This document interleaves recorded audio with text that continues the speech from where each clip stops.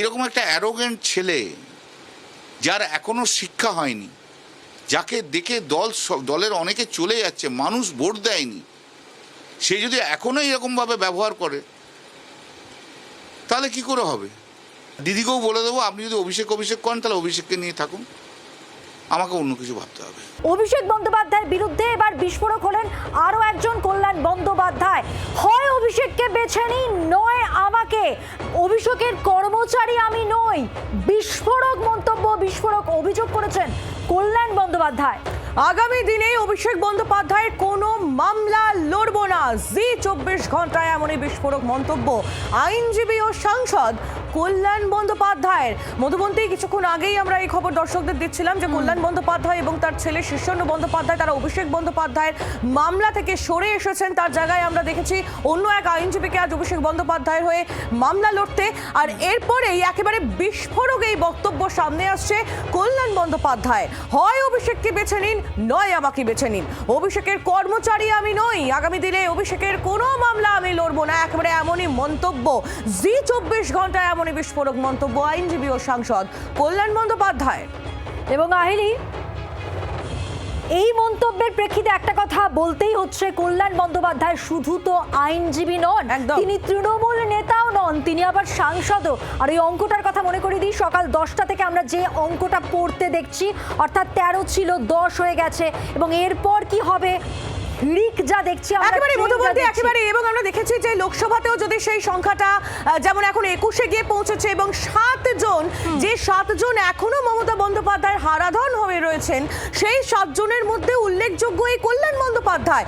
এবার কল্যাণ বন্দ্যোপাধ্যায় তিনিও কি একটু বেসুরো হচ্ছেন? মানে সংখ্যাটা যে কমবে তার ইঙ্গিত এসেছিল, সেটা কি কল্যাণ বন্দ্যোপাধ্যায়কে দিয়েই? প্রশ্ন উঠছে মধুবন্তী। শোনাই বিস্ফোরক কল্যাণ বন্দ্যোপাধ্যায় জি 24 ঘন্টায় কি জানিয়েছে।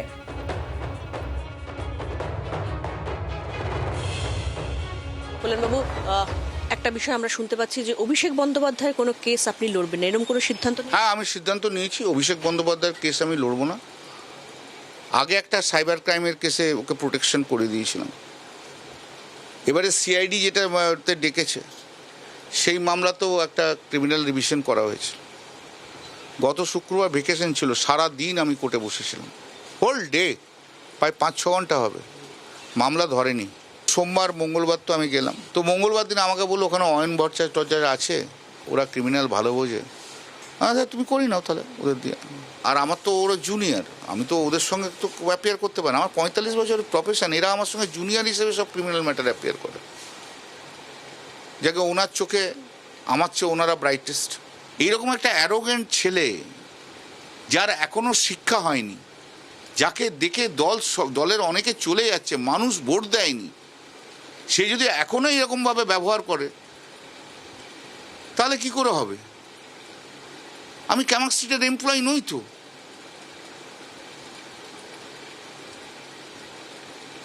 তাই মামলা ছেড়ে দিয়েছি।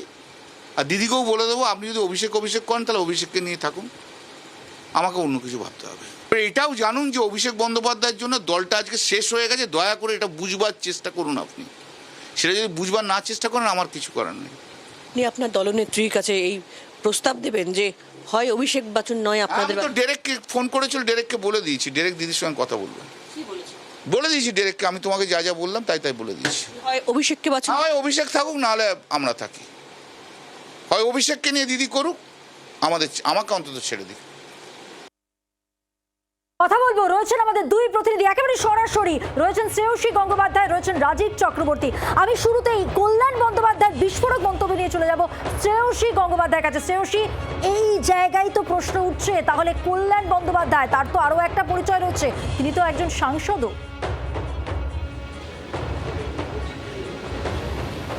কল্যাণ বন্দ্যোপাধ্যায় সাংসদ, কল্যাণ বন্দ্যোপাধ্যায় আইনজীবী, এই সমস্ত পরিচয় ভুলে যাও। মনে রাখো, কল্যাণ বন্দ্যোপাধ্যায় সেই ব্যক্তি যিনি 4 তারিখের পর থেকে সারাক্ষণ মমতা বন্দ্যোপাধ্যায়ের সঙ্গে রয়েছেন। 4 তারিখের পর থেকে দলের হয়ে বারে বারে কথা বলছেন তিনি। 4 তারিখের পর থেকে সেই ব্যক্তি যিনি মমতা বন্দ্যোপাধ্যায় অবস্থানে যাচ্ছেন, বৈঠকে যাচ্ছেন, সমস্ত কিছু করছেন, মমতা বন্দ্যোপাধ্যায়ের সঙ্গে দিল্লি যাচ্ছেন, এবং কার্যত কিন্তু যখন মমতা বন্দ্যোপাধ্যায় বাড়িতে সিআইডি যাচ্ছে, তিনি সেখানে যাচ্ছেন। বেরোনোর পরে সেক্ষেত্রে দেখা যাচ্ছে যে তিনি সেক্ষেত্রে প্রবলভাবে সেক্ষেত্রে তিনি একেবারে তীব্র স্বরে তিনি প্রতিবাদ জানাচ্ছেন।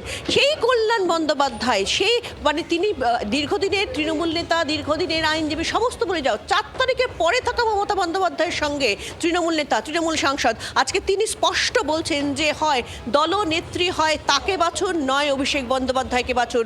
অভিষেক বন্দ্যোপাধ্যায় থাকলে তার পক্ষে দল করা সম্ভব নয়। তিনি স্পষ্ট বলছেন যে মমতা বন্দ্যোপাধ্যায় যদি অভিষেক বন্দ্যোপাধ্যায়কে নিয়ে থাকেন তাহলে তিনি কোনোভাবেই কিন্তু আর দলের সঙ্গে থাকবেন না, এবং সেক্ষেত্রে তিনি স্পষ্ট বলছেন যে এক্ষেত্রে তিনি তার অন্য অনেক কিছু কাজ আছে, সেই কাজ তিনি করবেন, কিন্তু অভিষেক বন্দ্যোপাধ্যায়ের সঙ্গে তিনি কোনোভাবেই দল করবেন না। সেটা তিনি স্পষ্টত ডেরেক ওব্রায়েনের মাধ্যমে তিনি মমতা বন্দ্যোপাধ্যায়কে জানিয়ে দিয়েছেন, তেমনটাও তিনি বলছেন। পাশাপাশি তিনি এটাও বলছেন যে এক্ষেত্রে তার একটা অভিষেক বন্দ্যোপাধ্যায়ের হয়ে কোনো কেস আগামী দিনে তিনি লড়বেন না, এবং অভিষেক বন্দ্যোপাধ্যায়ের সঙ্গে দল করা তো একেবারে দূরের বিষয়। তার স্পষ্ট বক্তব্য যে এক্ষেত্রে অভিষেক বন্দ্যোপাধ্যায় যে কেস তিনি লড়ছিলেন সেই কেস থেকে হঠাৎ করে তাকে সরিয়ে দেন অভিষেক বন্দ্যোপাধ্যায়, সরিয়ে দিয়ে একজন জুনিয়র লয়ার অ্যাপয়েন্ট করেন, এবং সেক্ষেত্রে রাত্রি 12:30টার সময় তাকে জানানো হয় যে এক্ষেত্রে তিনি কেস লড়বেন না, এবং সেক্ষেত্রে একজন জুনিয়র লয়ার তার হয়ে সেক্ষেত্রে অভিষেক বন্দ্যোপাধ্যায়ের কেস লড়বে। ফলে সেই সামগ্রিক গোটা ঘটনা, সেই বিষয়টা নিয়ে রীতিমতো ক্ষুব্ধ কল্যাণ বন্দ্যোপাধ্যায়, এবং সেই তার পরিপ্রেক্ষিতে তিনি বলছেন যে অভিষেক বন্দ্যোপাধ্যায়ের জন্য একদমই বিস্ফোরক মন্তব্য করেছেন এবং তার অবস্থান স্পষ্ট করেছেন। শ্রেয়সী সঙ্গে থাকো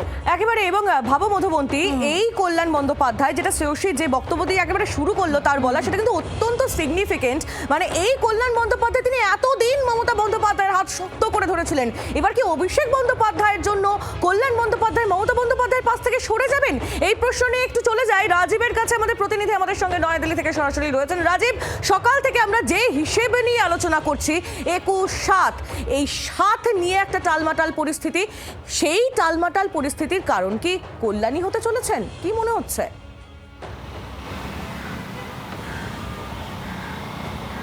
দেখো, কল্যাণ আজকে বলে দিয়েছেন যা বলার। কল্যাণ বলেছেন হয় অভিষেককে বাছো, নয় আমাকে বাছো।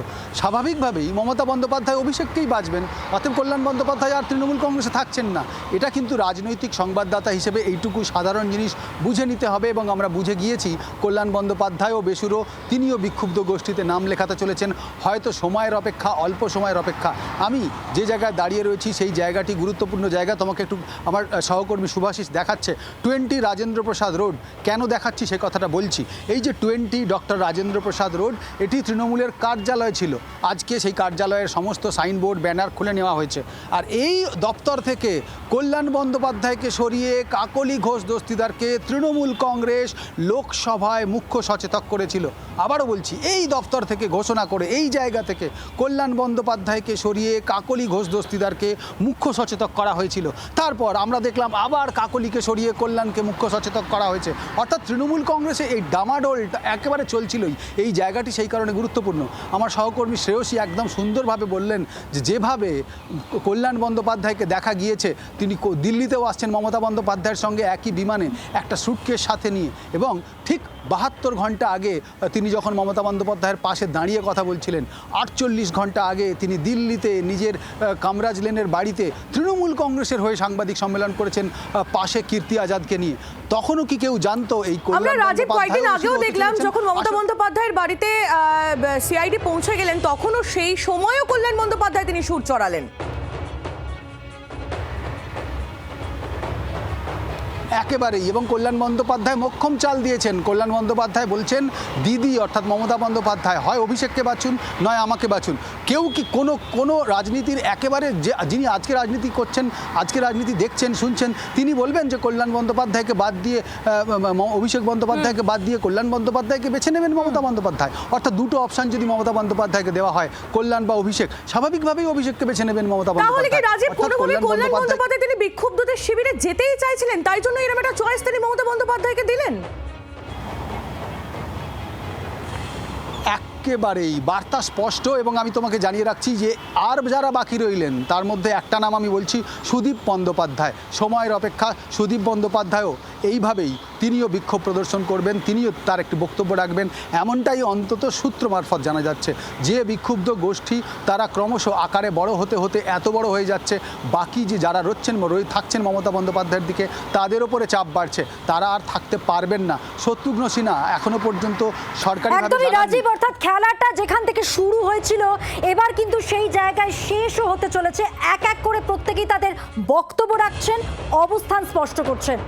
ধন্যবাদ রাজীব তোমাকে, ধন্যবাদ শ্রেয়সী।